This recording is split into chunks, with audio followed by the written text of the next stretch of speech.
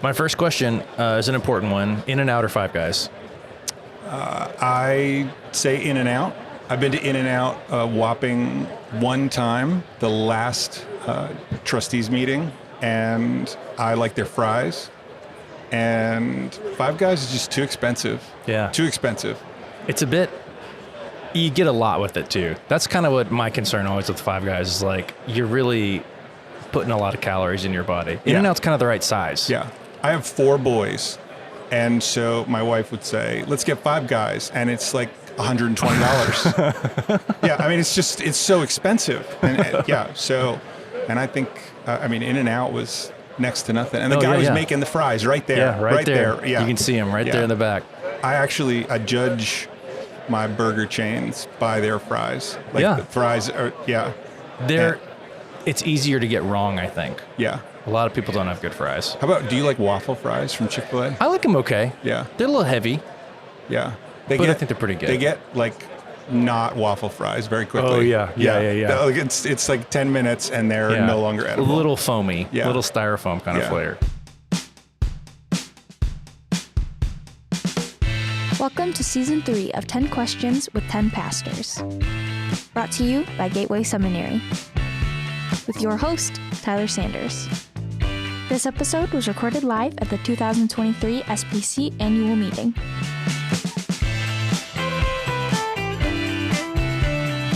So I'm here with Keith Meyer, senior pastor of Harvest Baptist Church in Salisbury, Maryland. That's right. I got the pronunciation right there. And your last name right, too. Yes. 0 S's. 0 S's. Not 1 S. Yeah. Keith is also a trustee of Gateway Seminary for probably 2 years now. This is your first year. I came on the board after Anaheim. So this is like a year. Yeah, we're almost right on it. Yeah. And I've got a few questions for you here. The first one, can you tell us how you became a Christian? I grew up my entire life. I was in church that I can remember. And so always around church, always hearing the preaching of the word. And I remember they used to have these, they had these comic books. And there was one called Adam and Eve. And you would think like maybe this would be like a risky book. But it was like, they were like, hip 70s style characters, and the devil, the character that represents the devil, like comes in his cool Corvette type car, and then tempts Eve, and I can remember reading this and taking the comic book to my mom and asking her like, what is this, and her explaining it, and just always, the conviction was strong. My own knowledge of my own sin, and thankfully the gospel is included in the comic, and so then just a good church family, faithful preaching of the word. That's awesome. That's awesome. That's also a good transition because my next set of questions are all about preaching. Okay. So, what's your approach, kind of big picture? Are you thinking like a year out, 6 months out? Or are you looking at themes? Big sections. I tend to do a book at a time. Okay. And I feel some people say they find it limiting. I find that you can drill really, you can drill down deep into a subject. Mm-hmm. I think we've enjoyed at Harvest. We've really enjoyed seasons of gospel preaching through the Gospels. Yeah. So Gospel of John was great. I'm preaching through the Gospel of Luke right now. And so I find right now Luke just seems to be a great book to be preaching through because it's very personal. Yeah. Luke has a tendency to notice down and out or hurting characters. Yeah. And post-pandemic, that just seems to be it's something that people can identify with. Yeah. I've always found it to be kind of a warm.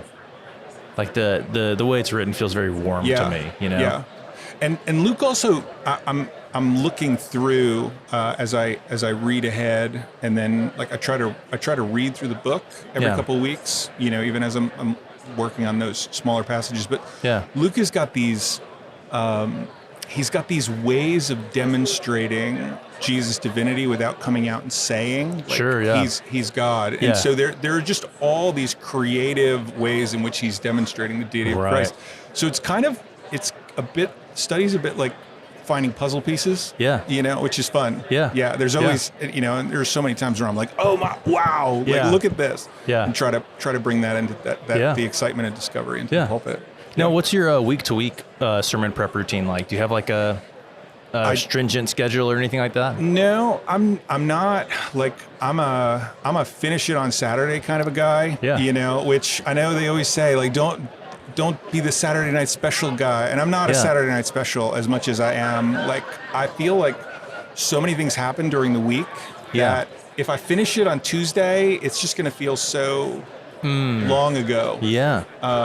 But on Sunday, I usually write out the text by hand. So I'll write out the text for next week, and then I highlight all the connective pieces. So as I'm working through Luke, it's like, okay, every reference to the disciples, every reference to time or locations or miraculous things, and I just, after I write the text out, I scribble all over it with markers. Yeah.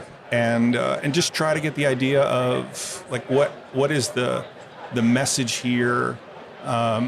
I think that gospel writing is always explaining something that happened in the life of Christ. Yeah. But then it's also, why did the writer think that Christians would need this? Right. And so work on those two angles, those two contexts, and just try to nail that big idea of why is the good news good news. Yeah. And then I just kind of work through it and try to think of like what cultural things might people not understand? What do I have to explain a little bit more? I used to illustrate a lot, or think of illustrations ahead of time. Yeah. But I've slowed down on that after I've been at Harvest for 16 years, and so I've really slowed down on. I don't try to be funny because I'm not funny when I try to be funny. Right. If I say something that's funny, it's just going to happen in the moment. Yeah. But I just try to come up with natural explanatory things and not really force illustrations or that sort of thing. Yeah. So I just kind of let it simmer after I write it all out. Yeah. So and then usually Thursday or Friday I'll go to commentaries, see what else is there, and try to lift some stuff out there. Yeah. Yeah. So now you say you have like a lot of markings. Is that what you preach off of? Is it kind of like the text with your marker notes on it, or do you like type it out? Or no, usually like the marker notes all go in a white file box. They just pile up, and I type everything out in a Word document and print it and take 2 sheets of 8.5 by 11 paper and pulpit. Oh, that's good. With my notes on That's good. Yeah. What do you think is the most difficult topic or passage you've preached? Difficult topic or passage? Wow, that's a great question. I think that when elections are coming, those are difficult seasons to preach in. There's always a question of whether or not to break out of the regular preaching to address a current event. Right. Right. Because it feels like now there's always a current event. Yeah. And so do you just figure out what's happening in the world right now? Right. When I'm talking about something complex, I try to. Divorce is complex. Yeah. Relationships between family members when they have unbiblical lifestyles. Yeah. I'll tend to really think through that, and a lot of times I'll write that out specifically. I'm not like a manuscript preacher. Yeah. I generally read a manuscript at a wedding. Yeah. Or a funeral, but I manuscript tough stuff. Yeah. Just because it's so easy to get it wrong. Yeah. Right. Yeah. Right.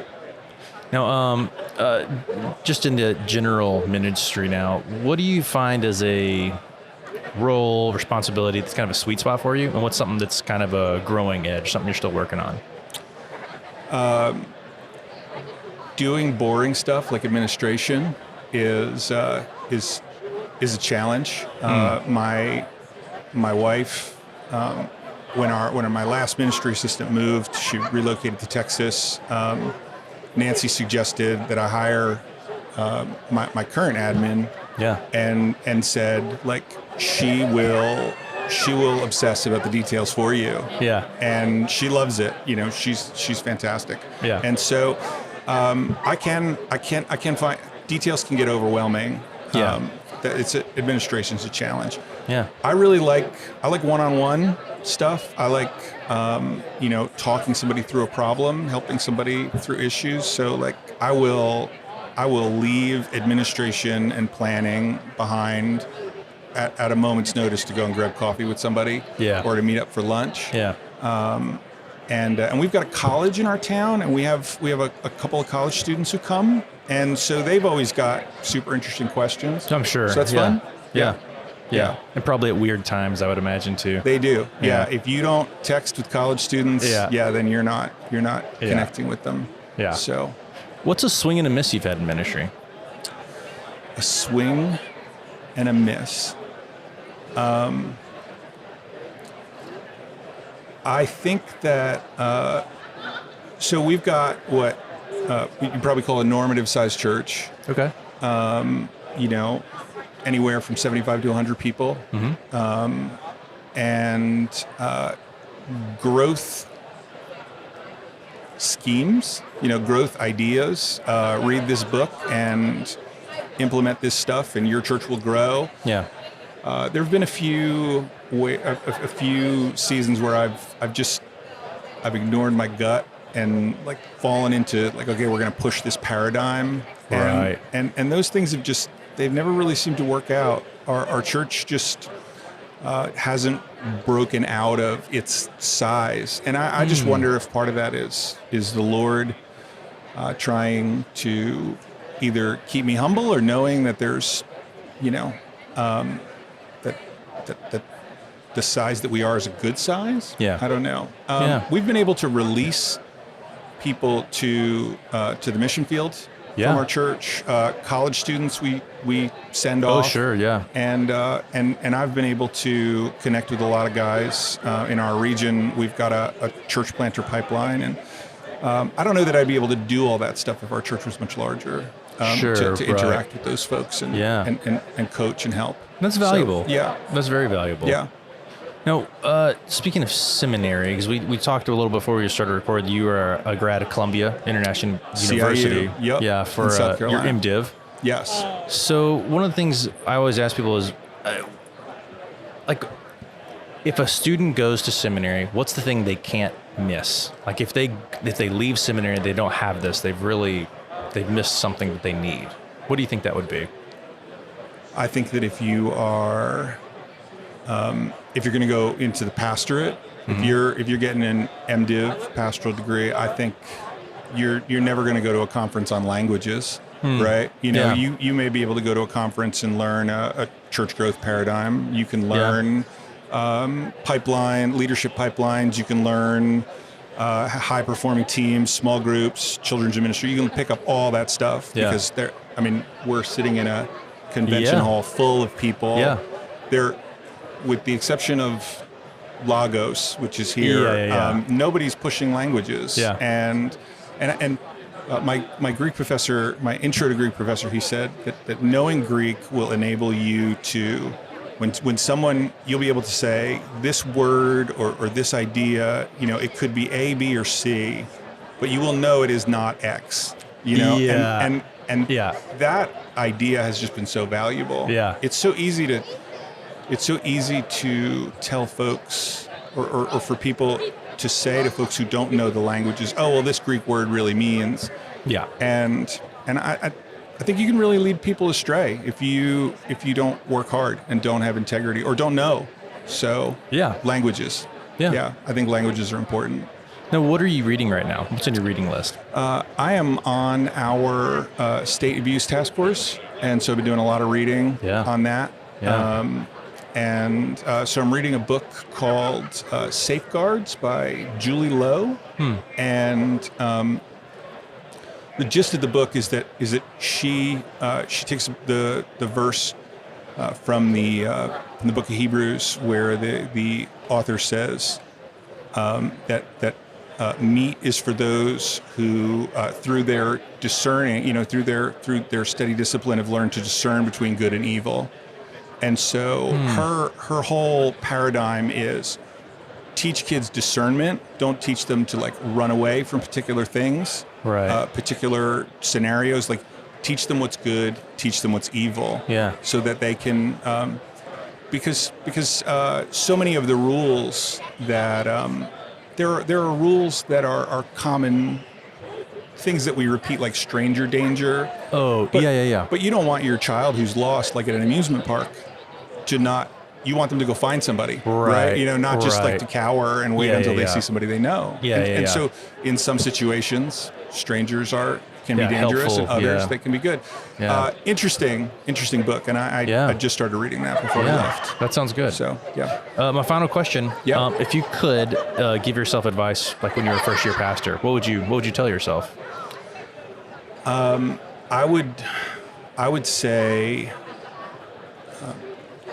be humble and let people speak into your life about things that you're good at and things that you're not great at. Yeah. And don't necessarily focus on fixing all your weaknesses. You can hire a strong admin to handle planning. Yeah. But if you're really good with people or with preaching or teaching, then lean into that, hone that, and don't try to do everything yourself. Yeah. It's very, very, it's very easy, I think, to try to do everything to prove that you're worthy or that you're capable. You're good enough. Yeah. And the only member of the body who's good at everything is the head, right? It's Jesus. Yeah, right. All the rest of us are limited. Yeah. So, yeah. That's a great image. I've never heard that before, but that's a great way to put that. Thank you. Yeah. Yeah. Thank you for your time, Keith. Absolutely. That was wonderful. Thanks for answering all these questions. Thanks for having me on.